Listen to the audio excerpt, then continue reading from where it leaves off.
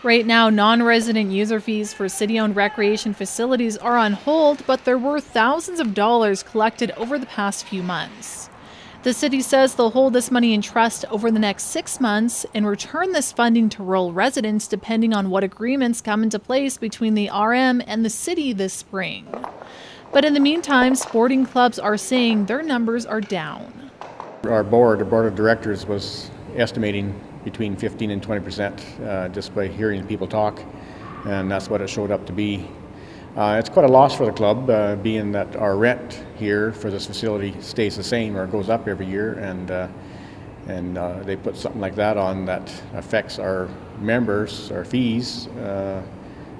We end up in a negative position on our balance sheet that way.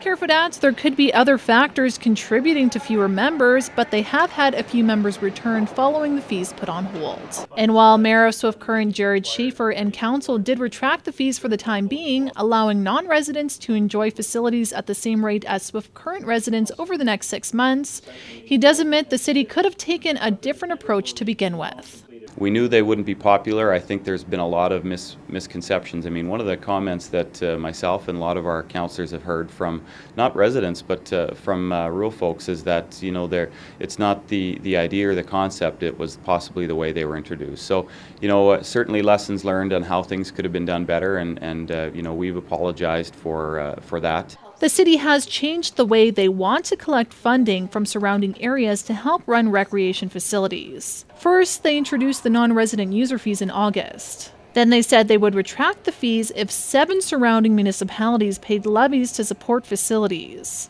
And now they claim they only want one agreement from the RM of Swift Current in place to permanently get rid of user fees. Schaefer explains the situation he feels the city is currently in. In some cases, when your hands are tied and you've got a series of issues where you never seem to get an agreement, at some point something else has to be done, and maybe this is the shock that it took to say, you know what, when we're meeting with the arm of Swift Current, we can't just negotiate anymore, we actually have to negotiate and get some agreements put in place too. The city is also looking to the RM of Swift Current to sign a rural water pipeline agreement.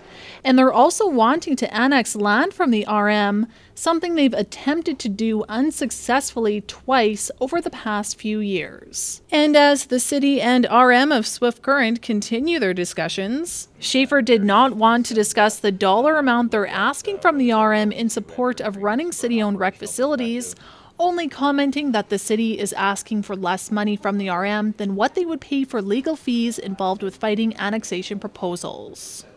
For Southwest TV News, I'm Kara Rapke.